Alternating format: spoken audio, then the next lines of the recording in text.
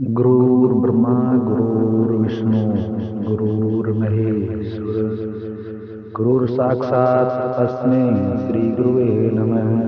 बोलिए गुरु जम्बेश्वर भगवान की जय। मैं सुरेश कुमार विष्णु समाज जागृति मंच के सभी सदस्यों को और धर्म प्रेमी सज्जनों को प्रातःकालीन नमन प्रणाम।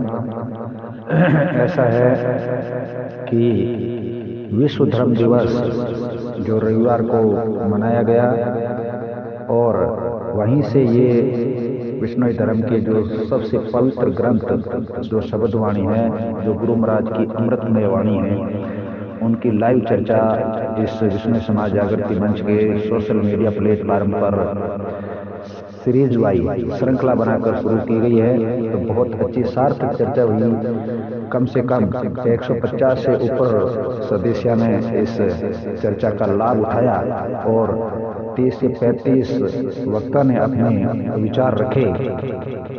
तो जो शब्द है वो शब्द आप सभी ने अलग अलग तरीके से अपनी अपनी विचारों के माध्यम से और गुरु महाराज की बताई हुई वाणी पर बहुत ही अमूल्य वचन जो है वो रखे हुए। तो इस शब्द के अंदर में जहाँ तक जो चर्चा हुई है उसका सार यही है कि गुरु महाराज जम्बेश्वर भगवान जो परम पिता परमेश्वर के रूप में इस धराधाम पर आकर उन्होंने विष्णु धर्म की स्थापना की और जो शब्द कहे हैं, अनेकों अनेक शब्द कहे हैं। तो उन शब्दों का जो लाइव चर्चा के माध्यम से आप सभी को लाभान्वित हो रहे हैं। उनमें जो पहले शब्द की जो चर्चा हुई है उसमें गुरु महाराज सीधा संकेत बता रहे हैं गुरु की पहचान करने का, यानी परम पिता परमेश्वर की पहचान आप कैसे करेंगे, कैसे उनको पाएंगे, उनकी क्या पहचान है, उनके बारे में गुरु महाराज जम्बेश्वर भगवान ने शब्द नंबर 1 जो वर्तमान में प्रचलित है उनमें कहते हैं।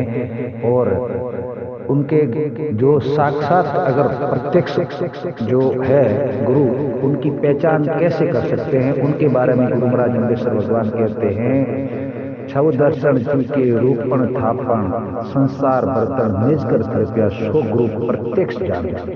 यानी गुरु महाराज जम्बेश्वर भगवान इस शब्द के अंदर में जो बात कह रहे हैं उनका सीधा संकेत ये है कि आकाश वायु सूर्य चंद्रमा धरती जल ये एक परमात्मा के ही थर्पना की हुई है। इन मतलब ये बनाए हुए हैं, ये आपके सामने प्रत्यक्ष है। आप इनको भी पहचानिए, आप इनके दर्शन करिए, ये आपके सामने प्रत्यक्ष है। बाकी जो संसारिक जो गुरु हो, अगर अपन किसी गुरु की बात कर ली जाए तो गुरु वो होना चाहिए जो काम क्रोध लोभ मोह अहंकार तृष्णा से त्याग वाला हो और वो आत्मज्ञानी हो और आत्मा को ज्ञान की प्राप्ति करने वाला हो। और वो जो हो सकता है वो अपने आप के अंदर ही है। ये जो शरीर है, जो अंदर में जो आत्मा बसती है, उसको पहचानना भी बड़ा मुश्किल काम है। इसके लिए गुरु महाराज ने ये बातें बताई है कि उसके लिए आपको जब तक सार तत्वों को परम पिता परमेश्वर को आप नहीं समझेंगे या नहीं धारण करेंगे तो आप एक जैसे घी होता है, दूध होता है जो जिसको दही जमाकर भिगोकर निकाला जाता है, उसमें से जो घी निकलने के बाद में पीछे जो गोरस जो गोर मतलब वो जो रस है उसमें से रस निकलने के बाद में जो पीछे जो बचता है वो न दूध होता है न पानी गिना जा सकता है, यानी वो एक गोरस होता है जो तो उस समान है। अगर अपन किसी भी तरीके से अपने आप को नहीं पहचानेंगे और गुरु को नहीं पहचानेंगे तो वो जो अंदर से आत्मा है वो निकलने के बाद में जो रस होते हुए भी अपन उसका आनंद नहीं प्राप्त कर रहे हैं। तो गुरु महाराज ने इतनी सारी बातें बताई है, मैं तो अपना छोटा सा ही विश्लेषण आप सभी के सामने दे पाऊंगा कि इस शरीर के अंदर में सारी चीजें विद्यमान है और ये परमपिता परमेश्वर की सत्ता से ये प्राप्त होता है। और अपने आप को ज्ञानी है और सतगुरु है उसको सहज पहचान सकते हैं।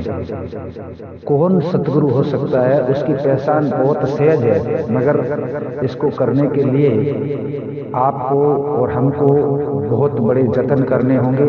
और समझने के लिए ज्यादा कुछ नहीं है, बात इतनी है कि ये जो संसारिक मोह माया है, ये जो जिस तरीके से गुरु महाराज ने इन पाखंडों से दूर रखने के लिए बहुत ही सीधा संकेत दिया गुरु की पहचान के लिए।